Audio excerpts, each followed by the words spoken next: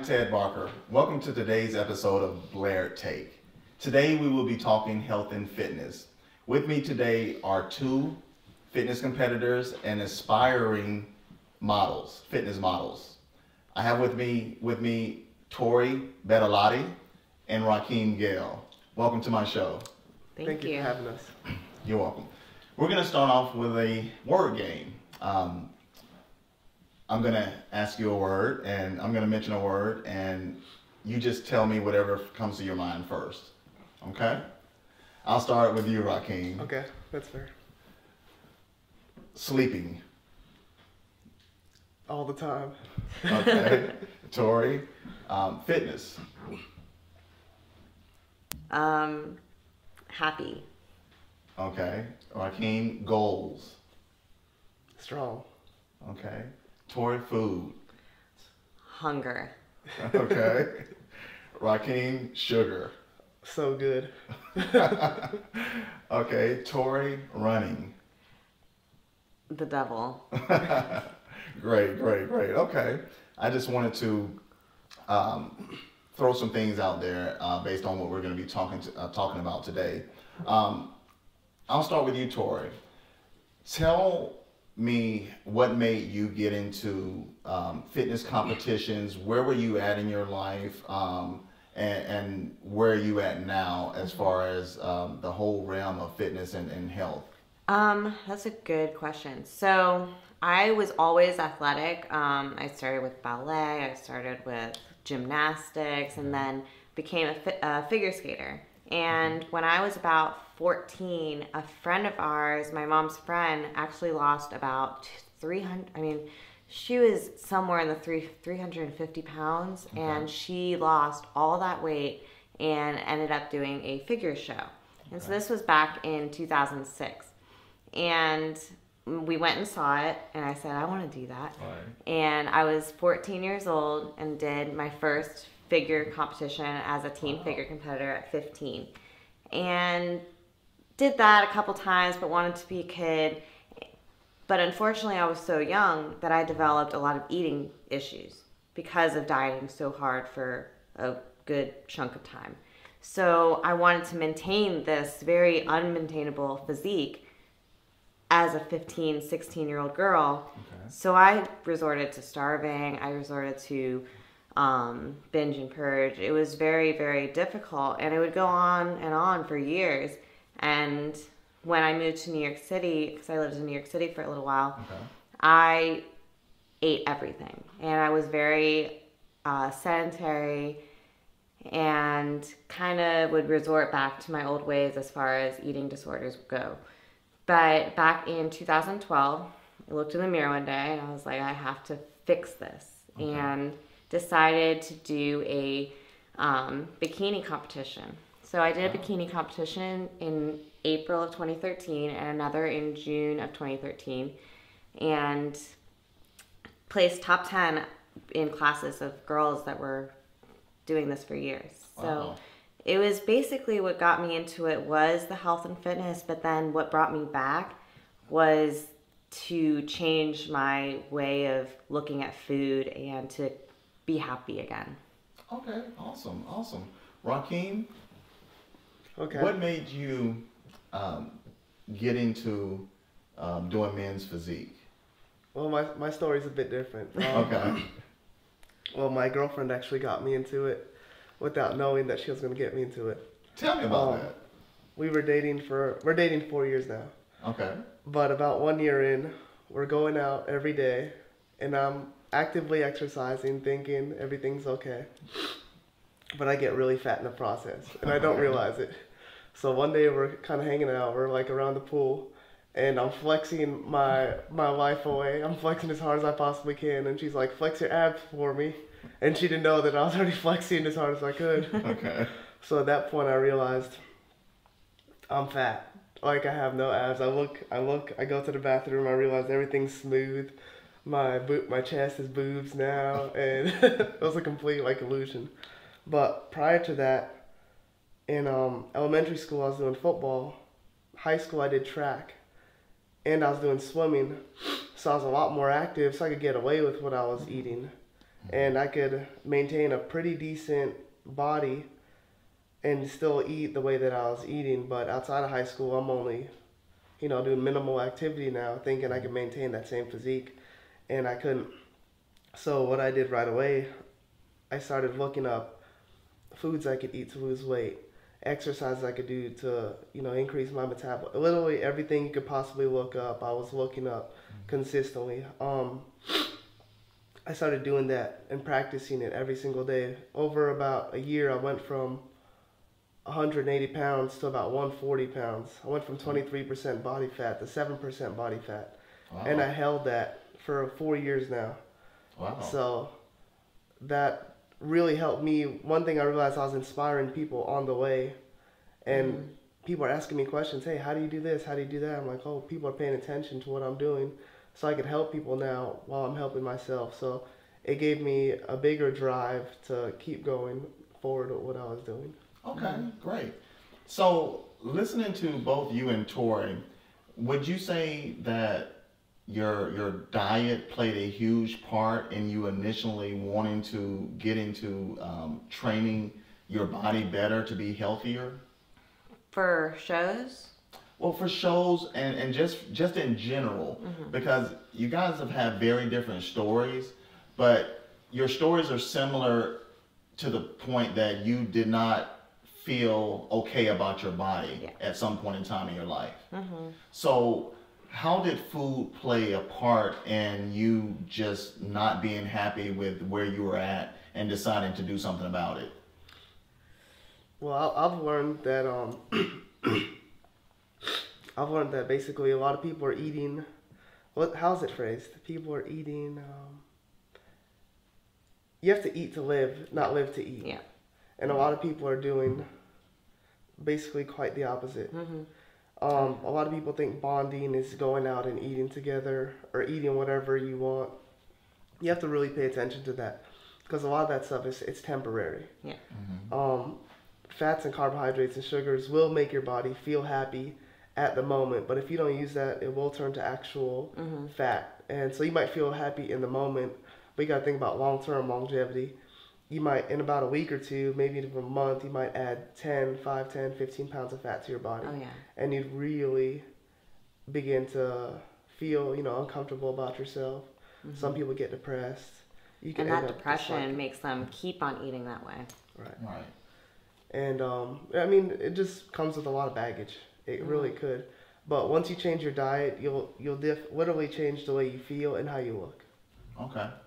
Tori, one of the things that you mentioned is early on, you were doing what there are many people out there that are doing when it comes to food, and it's a disease that's out there. Share a little bit about what that experience did for you as far as liking food, but feeling like food was a villain to you. Well, so I grew up with a history of just kind of being afraid of food and always turning to food for happiness, like Rakeem was saying. And so I've lost 50 pounds this year, because what happened was, after I competed in bikini, I decided I wanted to change divisions and build more muscle, and I was really excited to kind of bulk up. And so food became this huge thing where everyone says you have to eat to grow. And I decided after my show I was just going to eat everything, and ended up putting on a good 50 pounds in 6 months. Okay. And that cycle of constantly looking in the mirror and not being happy with myself was making me want to eat even more, because I felt like I had already messed up my body, so it couldn't get any worse. And every day I just say, oh, I'm going to eat really clean. And then the very first bite of food, I would say, I've already messed up. I had some cereal, I had this, I had that.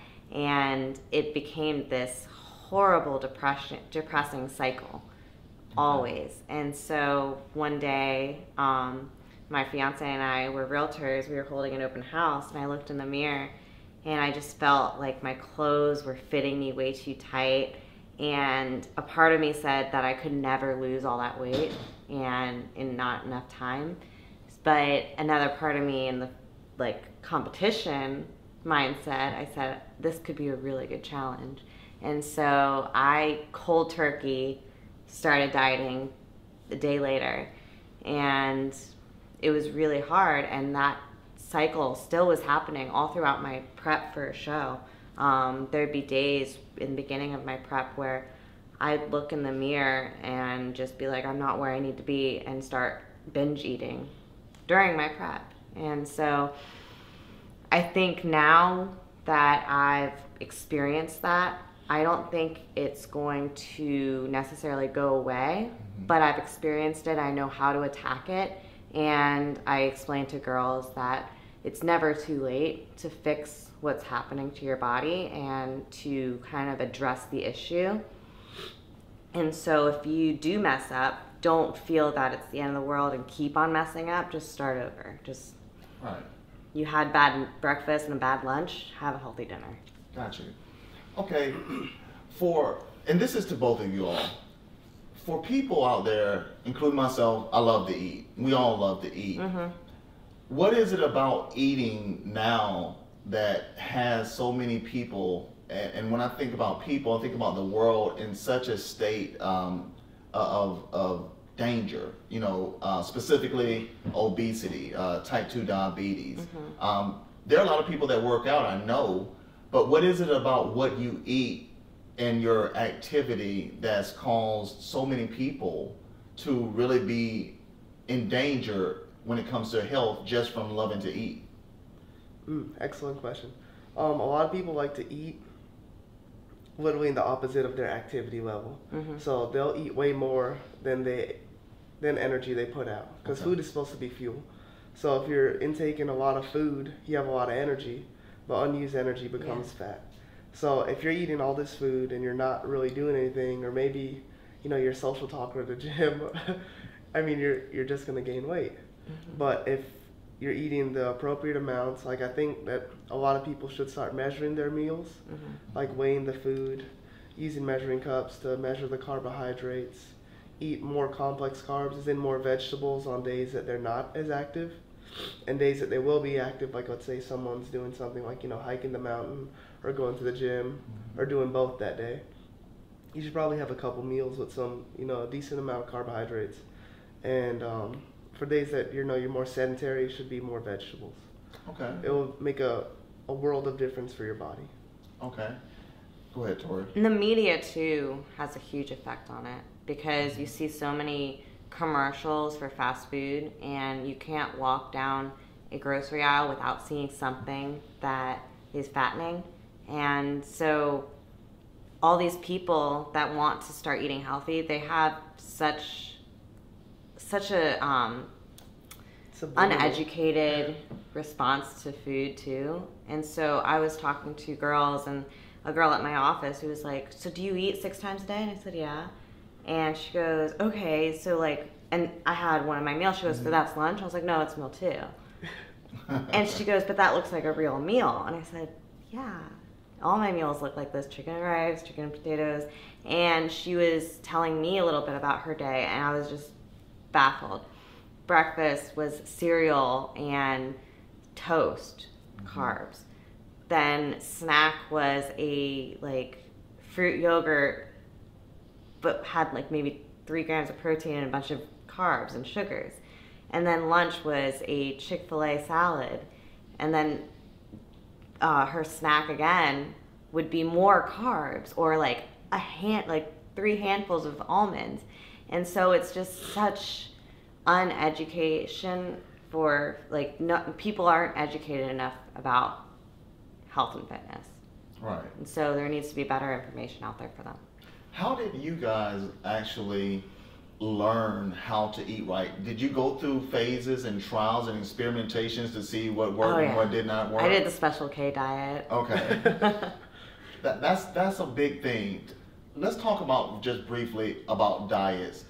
What is it about what you actually should do versus all the diets that we hear out there that some say work, some say don't work? Talk about that for a moment. Okay. Well, I've gone through a lot of trial and error, first of all. I'd like to say that. Okay. I think the best method so far for me, and I think for all in general, is a scale method. Like weighing, measuring out your meals. I think that's the best thing you could possibly do. There's many. I know she's a big believer of if it fits your macros. Yeah. But in an educated way. Because there's people that say if it fits your macros, and a lot of people are going to be confused by this. Macros are protein, carbs, and fats. Right. And protein and carbs for each gram is 4 calories, and fat is 9 grams. A lot of people think that all their carbs can be Pop-Tarts and cereal and breads and all these things that aren't going to fuel your body like oatmeal and potato will, and that they can have one big meal a day and get all their calories in, and that's just not, that's a little, no common sense. Right. So I use common sense with mine. Right. Okay. But I believe that everyone should weigh out their food and measure their food. Even me, when I first started, I literally went and I sought out like a physique coach, and I went to a guy that's one of the best in the business, for sure. Okay. He is. And I brought in one of my meals. I'm thinking I'm the expert at this point. I said, this is my meal. I handed over to him like it's golden. He said, this is not enough food. And in my head, I said, you don't know what you're talking about. This is perfect. But it was literally, to my knowledge, I thought that, when food is raw, it says like 4 ounces per fillet. Right. I didn't know when you cook it, it loses weight. I didn't know that. Just being uneducated. So all my meals were about 1 ounce, 2 ounces, 3 ounces. They need to be 6 to 8 ounces a piece for my size. So I'm working hard. I'm doing cardio for about 30, 45 minutes a day. I'm lifting for about an hour, 2 hours a day, and I'm not gaining any muscle. I'm just getting all these veins and all these striations. But that was just like due to lack of education. Right. So I think that now that I have a food scale, I weigh out all my meals, make sure all my chicken's 8 ounces after being cooked, 6 ounces after being cooked. I get a half a cup measurer to measure out my carbohydrates for all my meals, and my complex carbs. Now everything's perfect. Like I see change on the daily. Yeah. Like a new vein or a new muscle or something different. And like Rakeem, I mentioned with my approach, and it helps me because I'm a binge eater. Like, it's very hard for me to look at food and not eat it. And so dieting is a very big challenge for me. And I can do it when I have a goal, but especially post-competition, you don't have a goal in mind. And so you have, let's say, I'm going to take 12 months off right now before I start dieting again. And if I was sticking to a clean diet and every meal was either chicken and rice or turkey and potatoes, I'd feel suffocated. And a lot of people that are just starting out with fitness feel suffocated. Sure. They'll think, I'm not going to eat all the same meals every day. I can't do that. And so then they just quit after the first day because they're scared. And so coming from someone who's had eating disorders and struggles with binging and having such a horrible body image, I've found that if I know exactly what my numbers are, and people have a hard time finding out what those numbers should be with the macros, if I know what they are, I can stick to a diet a lot better. And if I mess up a little bit here and there, it's okay. And I just make sure to start over the next day. And I'll have cereal if I want to. I'll have a bagel if I want to, but I just log it into my food calculator, and it makes me feel less guilty for eating it, and it keeps me in control, and it becomes this game like I need to hit that number, and I need to see that I'm sticking to a plan. So I feel that Rakeem's diet is great for especially fitness competitions, and that's what I stick to during competition. But for the average person, I think it's really good to not be suffocated by a set meal plan, And so if they want a Dannon yogurt, if they want to go and have a Pop-Tart, they can, but it teaches them not to overeat. Okay, Tori and Rakeem, one of my my questions that I have for you all and for everyone out there, for people who are looking to start exercising that may even after seeing this interview that want to get into shape, since food is such a big part and so important to anything you're trying to do, which most people are trying to lose weight, what would you tell them? Well, first things first, we always have to figure out what the goal is, the exact goal. Okay. Let me say this. Let me ask you this. If you all pretend that you are just ordinary people, okay, and you're just wanting to get into just getting your body in shape, period. Even though you compete. But for the average person, what you've said would be a little extreme to most people. Oh, yeah. Definitely. So with that being said, put yourself in the shoes of most people who want to lose weight and get fit, just period. And how would that person be able to be disciplined enough to eat the way that you've explained is necessary? Because from what I understand, eating the proper foods is necessary to getting any kind of shape, right? Right. Okay. Well, I think there's some staple rules where protein is still necessary. Whether you're an average person just trying to get into the gym or you're a competitor, too many people don't eat enough protein. So I think the average person needs to look at how much they weigh and eat 0.8 to 1 gram per body weight. So if they weigh 130, they really should try and aim for 130 grams of protein. And so many people don't do it. They'll have a big bowl of cereal, some like Nutri-Grain bars as snacks, and maybe some chicken for breakfast or for lunch and dinner, but it's just not adding up to the macronutrients that they need. So I would look at protein, and then from there, there's simple carbs that they can eat, but at the right times. Breakfast is fine to have a bowl of cereal, but weigh it out. And after a workout, you can have maybe like a piece of fruit. But I've seen people walk into the gym eating an apple, and I'm like, your blood sugar is going to drop if you do that. And so it drives me nuts. And so there's little simple rules that they need to remember where fast digesting carbs are perfectly fine for breakfast and post-workout. But other than that, have calorie-dense foods such as, or nutrient-dense foods such as sweet potato and small things of steak and chicken, and weigh it out so that you know how much protein you're getting. And you can have 3 meals a day, breakfast, lunch, and dinner, but have maybe Greek yogurt and some almonds for snacks here and there. So just turning to those healthy options will make a drastic change. Okay. One of the things I want to hear your opinion about, and Rakeem, I mentioned to you earlier, is sugar. There are a lot of misconceptions about sugar. Obviously, we need carbohydrates. What is it about sugar that people either don't understand or they're abusing? What is it about sugar that has so many people just in disarray? Okay, well, They think fruit is fine. right. It's a double-edged sword. Okay. That's the best way to put Explain that. it. You could use sugar to fuel the workout. You could use sugar to replenish the body after the workout. But you also got to keep in mind the more sugar that's inside the body, it's almost like it is a carb for sure, but it's close to fat, as in how the body's going to take to it. So the more sugar you have, is the softer you'll look. So if you have a high sugar-based diet, let's say, I know a lot of people when they're just starting to exercise, they always come up to me and say, "Hey, I changed my diet. I have a ton of vegetables. I have a ton of fruits. And they usually don't say protein. They usually don't. Yeah.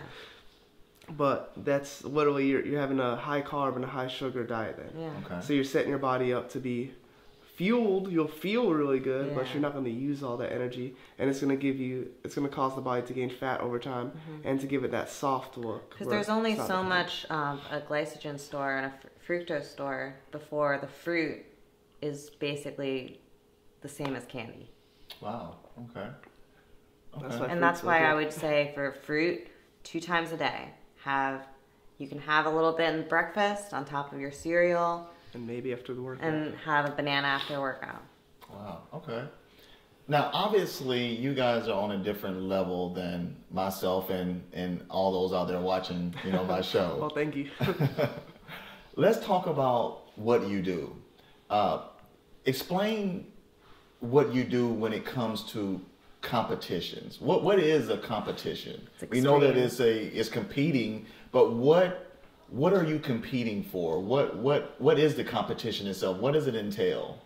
Well, to me, the competitions, I want to phrase this correct because I don't sound arrogant in a sense, but I don't look at it as competing against other people. I look at it as bringing in my best self every time. So I'm looking to beat my former self every single time. I always want to come in looking a lot different, harder, stronger, more vascular, more intense than the previous show, but with a friendly face. So, but a competition is basically just bringing out your best self, proving to yourself that you could hold discipline over a sustained period of time and hold focus over a sustained period of time. Because that's all fitness really is being dedicated for a period of time. If you can't do that, you just have to set goals, stay focused, and follow exactly what you set out to do. Yeah. Okay. There's so many girls will look at magazines and say, I need to look like that girl. And they'll consistently go into the gym, compare their bodies to other girls, and it drives me crazy because everyone's body is shaped differently and it loses fat differently, it holds muscle differently. When you stand on stage, we all had the same goal. We're all like competing in the division that we're registered for, but everyone is different. And so that's the cool part about competing, where you could be standing next to someone who's the same exact height, same division, and be holding different amounts of muscle, different ways of holding it. You could weigh the same but look completely different. And that's what intrigues me, where I always was that girl who would look at magazines and say, oh, I need to have her abs, I need to have her arms. And after I kind of got more educated and more into the fitness industry, I realized I'm never going to look like all these girls in the magazine. I'm never going to, I might look better, I don't know. And so it basically is a competition against yourself. And when I compete, I'm hardly thinking of who's up there on stage with me at that point. You're nervous going in, thinking, oh my God, is this girl gonna be bigger than me? Is she gonna be leaner? And when you get up there, the whole entire time you're up there, you're just thinking, I did it. And you accomplished a goal that you set months ago. And so that's a really cool feeling. Wow. So basically, would you say that most people derail themselves on fitness plans simply because they compare themselves to others? Absolutely. Of course.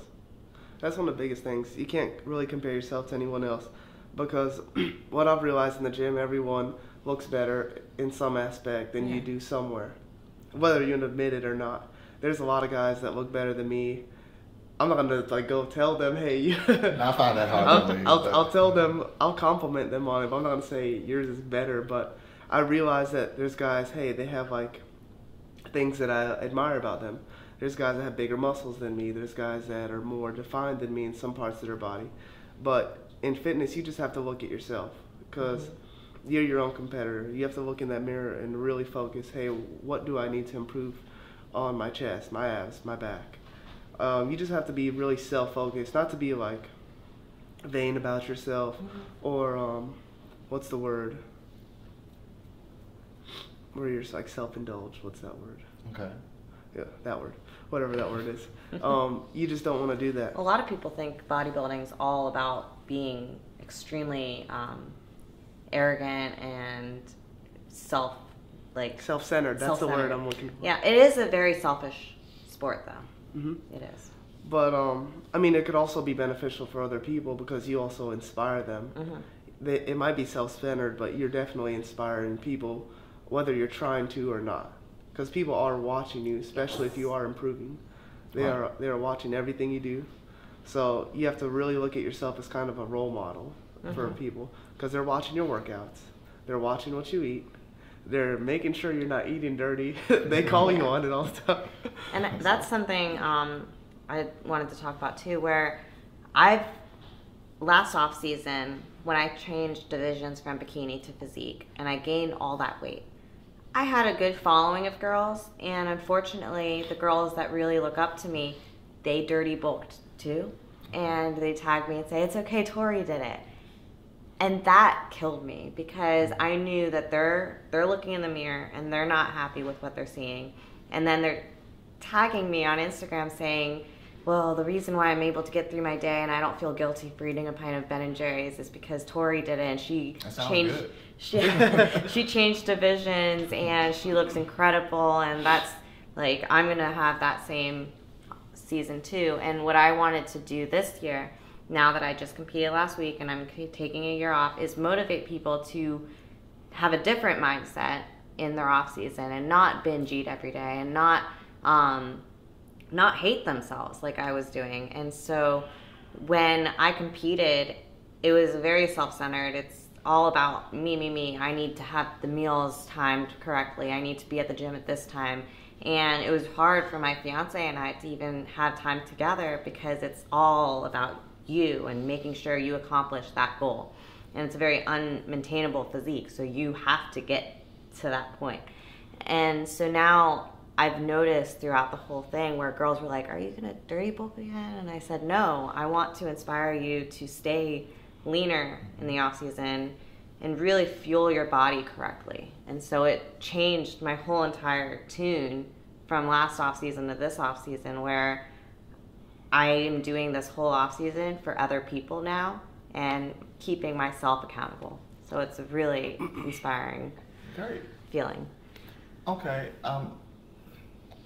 Obviously, you being a male and you being a female physique model, what would you say is the difference from an emotional standpoint and literally overall between the two, females competing, males competing?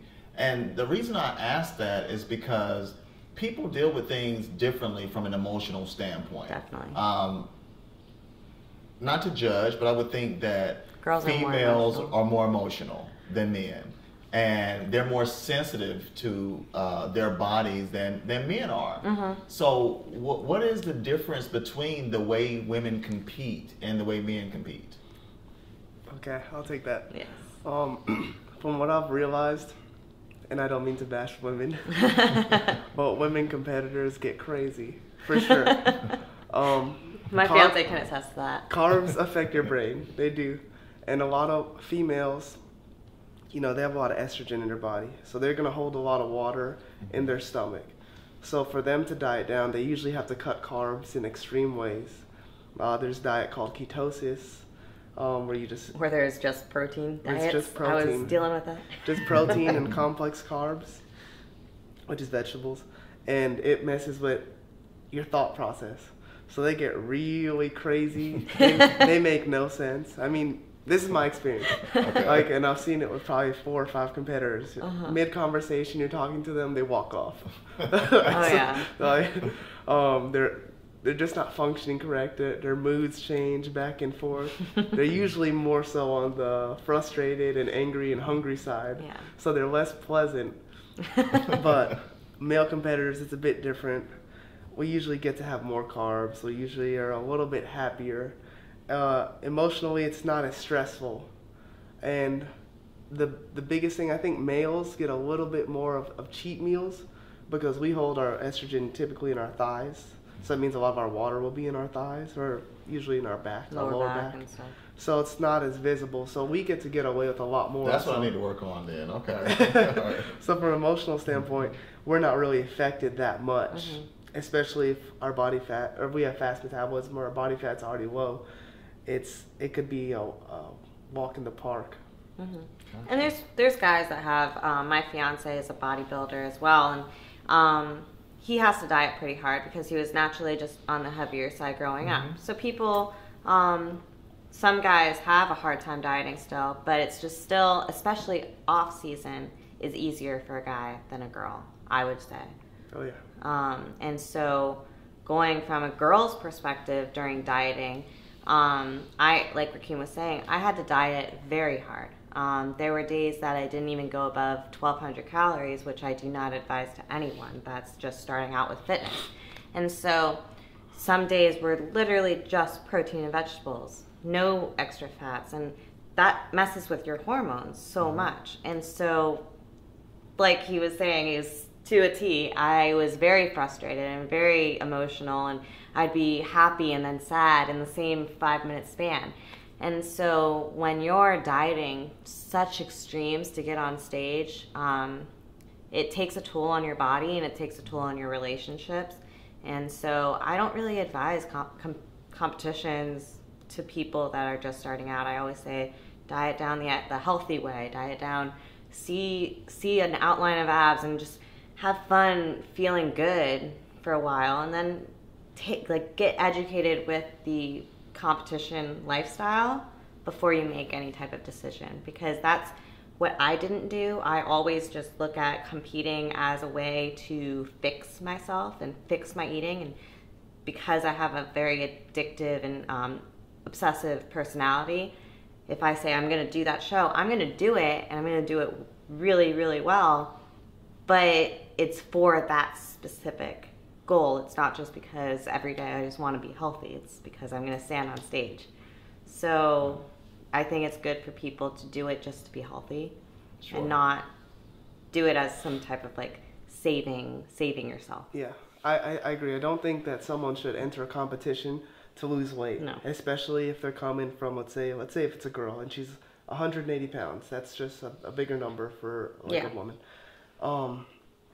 She shouldn't, and she wants to be, let's say, 120 pounds. Mm-hmm. She should not enter a physique or bikini competition for that purpose. Because they're going to get a very negative way of dieting. Right. She'll probably get to 120 for sure. More than likely, if she seeks counsel, gets a coach, right, supplementation.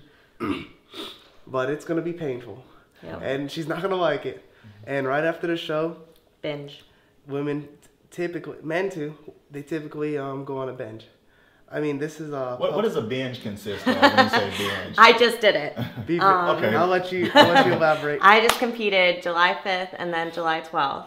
Okay. And this could go on for months. And it's really, really sad. And people do it. And I did it last year. And I nipped it in the butt on Wednesday. And so I knew going into this I was going to be way better about it, and I'm still holding a ton of water from it because your body holds sodium, holds water when you overdose on sodium and carbs that you weren't having before. So what I did was we finished the show, and immediately there were a ton of protein vendors there, like supplement companies. Went to every single table and got like every type of protein bar sample. Like I just stood there and had like 5 on each table. So now I've had like maybe 5 protein bars total in like a 5-minute span. And then that must have been exciting though. Oh, it was. It's fun, and then it hurts. Okay. So that was fun, and I wasn't feeling horrible. I still had my abs. I still had my like suit on. And I was loving it. And then that night we went to McDonald's. Oh, okay. Got a burger, fries, breakfast sandwich, McFlurry. Oh no, McFlurry. They had these pastries that I'd never seen because I had been dieting for 6 months. And I was like, this is cool. And that's another thing too, where people have been dieting for half a year, that there's so many new foods. So they go, I have to have this. Mm-hmm. And so then I had a protein bar that they had given me, like those colossal protein bars that are not really diet friendly. And so I had one of those, and then I was snacking on Reese's cups and Kisses and all these different chocolates.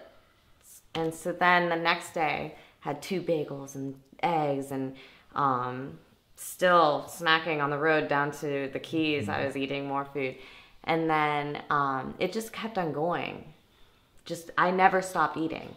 And so your stomach hurts, but you feel like you've been suffocated for so long that you just keep on eating and eating and eating and eating. And then I nipped it on the butt. But that's what happens. You literally do not stop eating. Yeah, and I'll elaborate you on maybe 4 minutes without stuffing your face. Wow. So after one of my shows, after my first show, November of 2013, it was called the Muscle Classic Elite. Went to IHOP.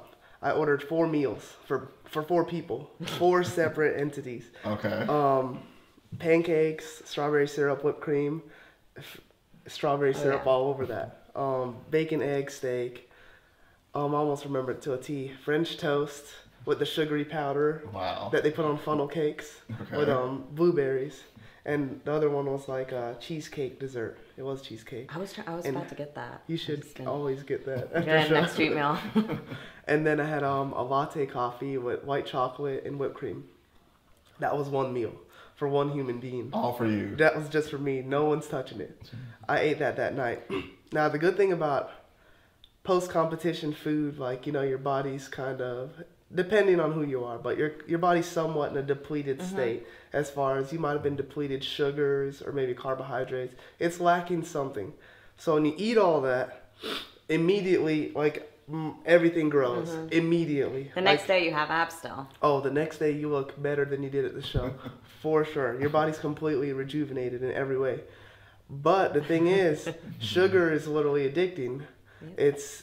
It's like, I believe you told me before that sugar, the body absorbs it the same way and processes it through mind as crack cocaine. Yeah. Like, so it's literally addicting. The next week I go back to work, I'm getting Starbucks desserts every single day. I can't stop. Like, well, it's not I can't stop. I'm having a difficult time. Yeah. I'm thinking about it. For sure. So I go get it. I'm eating desserts consistently, carbohydrates that I usually wouldn't eat for about a full week or 2. And things you never craved before you started dieting. Weird things. Like what? I mean, like yesterday, I didn't stick to my diet perfectly, and so I, because I told everyone, I'm Wednesday, I'm done. I'll have 1 cheat meal a week. And yesterday was another day where I was like, ugh. And so no one was home, and I saw these Hostess mini muffins. I had never had these before. I was like, typically. I'd rather have a real muffin from a bakery or something. But I opened 2 packets. I put melted nut butter on it. I warmed it up and I ate it, and it felt so guilty.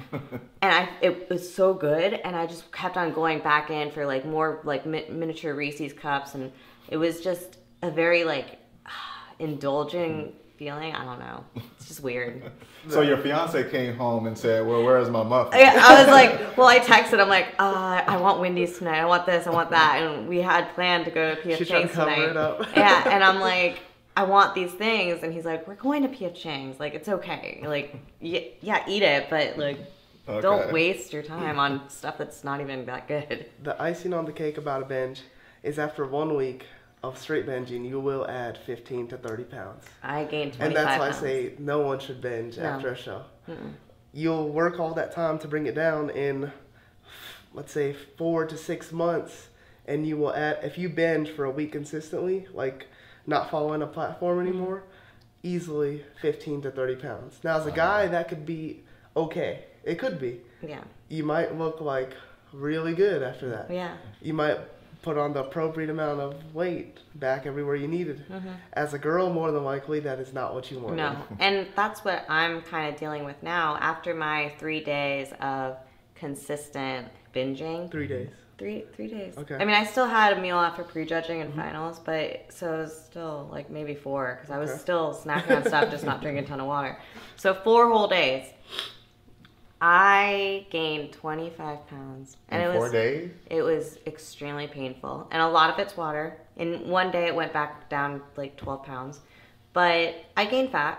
And it's okay to gain fat. And that's what I'm trying to tell these girls. After show, you will gain weight. But is it necessarily healthy to gain it all in 1 week? No.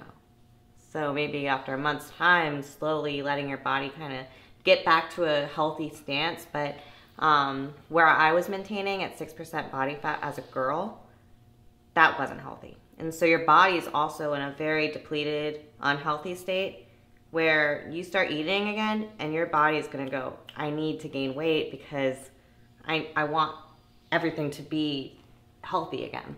Right. This is very interesting because for the average person, when you guys mention binging as a reward after your competitions, it's horrible. Bodybuilding is its own eating disorder. Okay. I think there's a lot of eating disorder that's going on in the world. So when it comes to binging, even though you all did it and you're able to get it under control somewhat, I think that's what a lot of people do in the world that we live in now. Would you say, just hearing you guys, I know you ate a lot of carbohydrates during your binge, would you really blame sugar as being the culprit as far as binging and being out of control and not knowing when to stop or controlling it? Absolutely. Yep. Because the sugar is what makes you keep going. It's not the fats. No. It's the sugars that's going to keep calling you back, in a sense. Because in a diet, you'll have maybe carb refeeds, or you'll have a cheat meal, but you'll go out and enjoy that cheat meal. You don't want to literally hate yourself. And so you'll go out and get a good burger and fries and something very like calorie dense and this fat-filled, fatty, carb-filled, carby meals. And then you'll have a little bit of dessert, but by that time you're already stuffed. After a show, the last thing you want to do is go get a steak and fries. You want pancakes and all these sugary foods that you never really had during prep. So during a prep, when you have a cheat meal and you still have that goal in mind, you know, okay, this is for one meal. It's going to help me with my workout tomorrow. It's going to feel good, and you feel pumped and you're happy. You don't really have cravings for more food, maybe more rice, maybe more food in general, but not food that's not going to fuel your body. Right. But after a show and you have all that sugar, you just lose control. Got you. Okay. There's something she said I wanted to address earlier that stuck in my mind.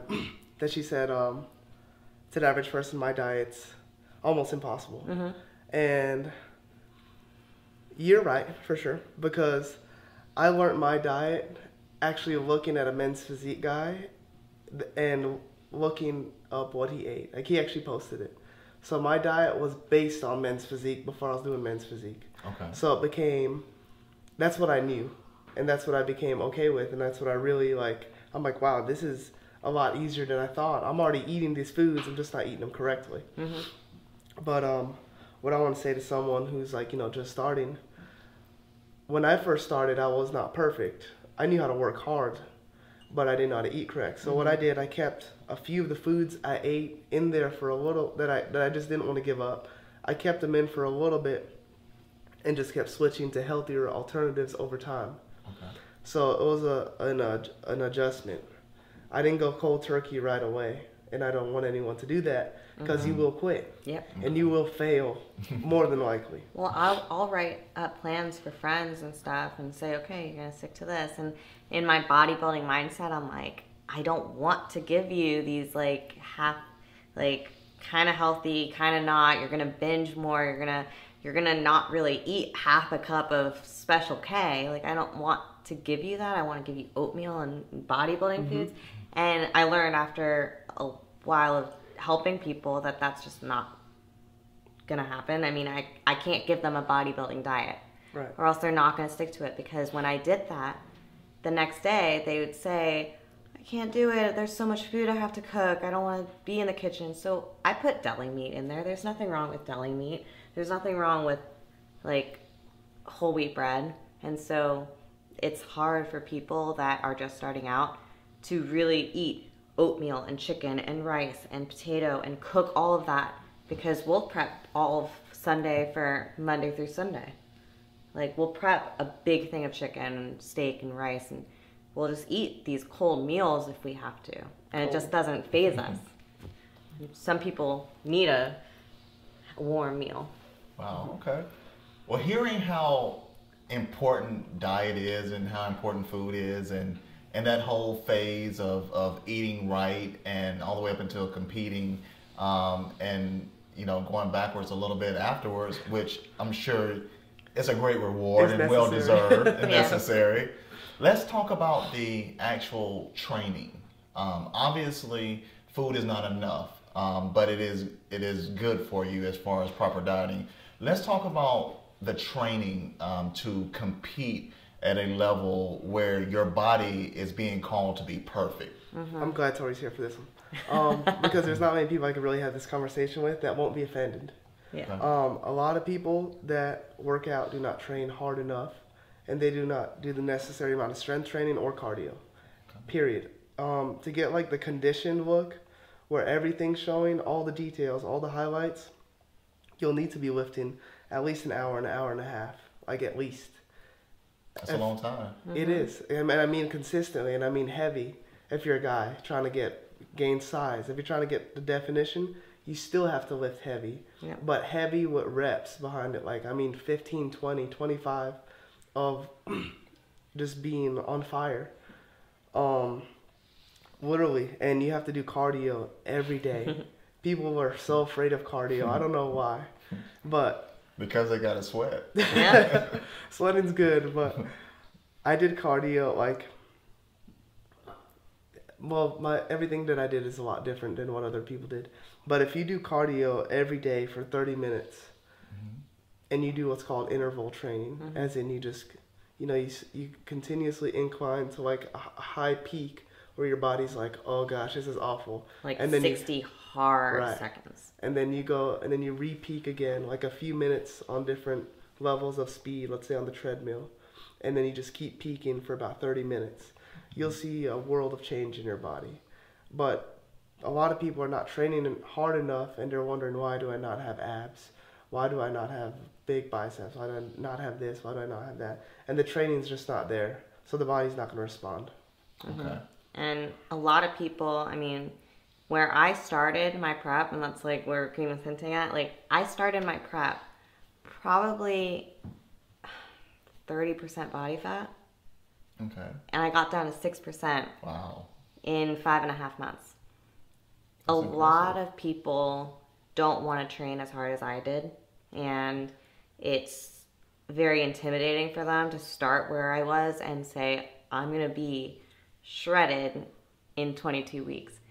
And so what I had to, there were days where I was doing 90 minutes of cardio a day. Wow, that's I a saw long that. time. Yeah. I was in the gym doing cardio for 45 minutes in the morning, lifting for a good hour and a half, and then immediately going and doing 45 more minutes of cardio. Now, how could your body withstand so much exercise? I slowly increased. Okay. So when I first started, I was doing 40 minutes 5 times a week. So post-workout, I'd do 40 minutes. It's one gym session. And then 2 weeks later, 45 minutes 5 times a week. Then around 2 weeks later, my body started to plateau again. It was 50 minutes 6 times a week. Now we introduced another day. And then every few weeks, it would go up about 5 to 10 minutes. So it wasn't a huge shock. It was just a little bit longer than what my body was used to. Okay. But then I also started doing more sprints. I started with just steady state, just the same level on the Stairmaster, and then as a month went by, I started doing half and half. So when I was doing 60 minutes of cardio 6 times a week, I was doing 30 minutes of hard hit, and then 30 minutes like incline walking. And at a certain point, and I would alternate the days, so it would be 3 of those days, and then 3 steady state, like 60 minutes of steady state. And then I was still behind, and so every day was hit. Wow. For 90 minutes. Wow. So I would do 45 minutes of hit. And then at night after working out, another 45 minutes of hit. So is there a difference between the way women train for competitions and the way men train? Mm-hmm. Is there a difference? Women usually do a lot more cardio. Yes. Okay. And they're still not conditioned the way that they should be because they don't want to work that way that I had to. Okay. And so I was still the smallest. If anyone wants to look up women's physique, they're big girls. But you were the most conditioned. I was the most conditioned out of girls that have been competing for years. And they're all in their mid-30s, and they know how their body responds, but they're still not seeing every single muscle on their body. And so that's something where I knew my fiance prepped me with a friend of his, and so they kind of both helped me get to this body type. And as guys, they know to work as well. And so they pushed me as if I was a guy. Wow. And so they made sure that because I wasn't going to be the biggest, I was going to be the leanest, and there was nothing that could get in my way. And I knew that was something that was the top of my head. So when I was doing those uphill sprints at 12 miles per hour, girls aren't doing that. Right. So. Okay. So we've talked about the diet. We've talked about the training. Now you're at a point where you're getting ready for the show. When does your mind get to that point of, okay, this is about to happen? Have I done everything I need to do? Have I worked out hard enough? Have I eaten everything that I was supposed to do? When does it get to that? Tell me about the actual competing itself. It gets very real when everyone has to take off their shirts. Because in the room, the initial room where all the athletes meet, the thing about men's physique and bodybuilding, you don't know who's doing what. And that's the crazy part. That's what makes it freaky. Because you could see a guy that's enormous, and he might take off his shirt and his pants. And the difference between men's physique and bodybuilding they wear like the Speedo. Men's physique, they wear shorts. Okay. If you see that huge guy in shorts, you're like, oh no, I'm going against this guy more than likely. So it gets really, it really starts to soak into your mind when the lineup, when you're all about to go on stage, where you're standing next to everyone, you're looking at everyone, and you could, if you did everything that you could have done, or you felt like you did it as close to the T as you could have done, you could look at everyone and you could personally make a decision if you won or not. Okay. And that's still subjective. It is subjective, but you could still sometimes have a good feel about if who you're gonna beat. Maybe. Yeah, you'll know who you beat for sure. You can never find out who the winner is. The judges know, like the judges are so subjective that you have no idea who you're beating. But I think the biggest thing is to once you put in all that work, you just have to be as confident as you possibly can. Just have fun. And have be fun. Proud of yourself. Because it's not the biggest person that wins, for sure. I can attest to that. I can attest to that for sure. There's three sponsored athletes that were at my show when we were all going up for the overall win. One guy was sponsored by Optimum Nutrition. He was about 214 pounds on stage, 6'4", veins all across the chest, he looked insane. But that would be me in really good shape. That would be, but he just wasn't the winner. He didn't smile much. There's a lot of things that play a factor, but you just have to bring your complete best package to the stage. And I think one thing that people and the judges will see is how you feel about yourself. Yes. More than anything. So, because everyone there is nervous. Even the best looking people I can there. imagine. They're all nervous. They're all wondering, hey, is this person going to win? So forth. They might seem confident, but they're thinking something. They might be smiling in your face when you turn your back. They might be like, wow, his back is insane. Oh my gosh. Right. So everyone's there feeling a certain way about someone. So you just got to go up there confident, know that you did everything you could, and just have fun at that point.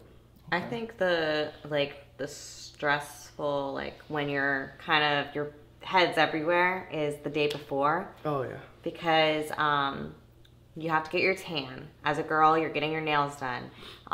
You're dealing with getting to the check-in on time. That's where you sometimes see some of the competitors that you're against. And it's a very stressful moment because you have no idea. You're playing with water too, trying to make sure you tighten your package up so you're drinking enough water and then cutting it at a certain time. And so the day before, I think I'm the most nutcase version of myself because I'm freaking out about what I'm gonna look like on stage. And sometimes they do a little carb up, and I had a burger and fries the night before, and you just don't know. You're excited for that, but you're like, am I gonna look watery in the morning? I don't want to mess my physique up that I've worked so hard for. And so it's a very nerve-wracking feeling 24 hours before you get out there. But then the morning of, you're getting all ready, and at the end of the day, you just kind of look at yourself and you're not really there for the trophy unless you're a really self-centered person and freaking out I have to win. Right. I would say 95% of physique competitors out there are just out there for themselves and happy that they accomplished the goal that they set out for. Okay, great. So where are you both at now in your career? I know that you are aspiring fitness models. what levels of either competition or even from a professional standpoint can what you're doing take you? We're both nationally qualified. Right, and we're both aspiring to be what's called IFBB Pros. Okay. It stands for International Federation of Bodybuilding. It's where we could compete against the top physiques in the world nationwide and compete for money and through sponsorship, and that leads to fitness modeling, and it could lead to a lot of money. Okay. And not a lot of people make a living off of bodybuilding. It's a very, if you look at how much money professional athletes make versus bodybuilding and Mr. Olympia. There should be a raise somewhere. Oh my goodness! Like, what is the? Do you know how much the men's physique Olympia? They get like 25,000 at the Olympia. Yeah, 25,000. Wow. Big difference between signing bonuses of NBA players and NFL players. So you can't make a huge living off of bodybuilding, but it at least pays for that. Sure. So some people start out their own businesses. Some people open supplement stores, open supplement companies. They have sponsorships. They take care of themselves with as far as getting to the gym, and some people have free memberships and stuff like that. But as far as paying their house bills and stuff, usually they have some type of side business. So sure. Okay. So if anything, you have a wealth of health when all is said and done. Right. And plenty of advice to give people, and obviously a lot of people, to look up to you and to want to do what you're doing. In closing, for the average person who just wants to get going, get off the couch, get going and getting healthier, obviously fit, who may even in the back of their mind say one day I want to compete, what would you recommend to not only that person, but also the person who actually wants to compete? I recommend get off that couch and start in the kitchen. Okay, so you recommend the kitchen before the gym? Right. Absolutely. Okay. Because you can, just from my personal experience, even trying to gain, before I even competed again in that time period from 2006 to 2012, there'd be days where I felt so horrible for the amount of food I ate. And I'd go to the gym, go to Planet Fitness, and run on the treadmill for 10 minutes. And then they'd have their pizza there, and I was like, I was here, and I ate it. My physique never changed from the 3 times per month that I would go on the treadmill. And so I'd say first things first, get yourself on a healthy diet and healthy habits, and then slowly get into the gym. And not start with 60 minutes of cardio a day, because I see so many girls, and guys included, who go into the gym for New Year's resolution and are there for a good hour every day, and then they get burnt out. And so I'd say start with 20 minutes 3 times a week, and an upper body day, a lower body day, and a full body day. And then as you get more comfortable in the gym, increase the amount of cardio and increase the amount of weights. Increase the body split, do a chest and a back day and everything. But so many people go full force 110% that first week of January, and then they never come back until next year. Okay. You guys have given so much information. You've given and shed a bright light, even to me, on so many things that are relevant to just being in shape and just being healthy overall. For everyone out there, because I'm sure that even though we did tap into and touch on a lot of subjects as far as diet and nutrition, how to exercise and what to do, how can people follow you all? Because I know that there are people that still have a lot of questions, and I know there are millions of people that are out there that want to get started, that want the motivation, that want the know-how, that may be even wanting to compete. Some may just want to get started. I think that you both bring so much knowledge and obviously great bodies, great stories of how you got started, because people start somewhere and people have to start somewhere. So how can the world get in touch with you so that you guys can continue to inspire people along the way? Well, my Instagram is a fitness inspiration, and like I said, I started it January 2013, and it's grown to be over 20,000 followers on Instagram of mostly young girls that just need help. And so they can go on Instagram at Tori Lifts, TORILIFTS, lifts weights, Tori Lifts, and also our website, getfitrv.com. Okay, great. You can also find me on Instagram, Rakeem G. My email is there, and also my cake is there as well. Okay, well, wonderful. Well, I definitely will be following both of you guys because I have some work to do, and you guys have shed a lot of light on things that were missing with me. So I thank you guys very much for coming to my show. Thank you for having us. And sharing your wealth of knowledge and your experiences with us. And I look forward to talking to you guys again and seeing where you're at in your continuous ventures as far as your career is concerned. Thank you. All right, thank you.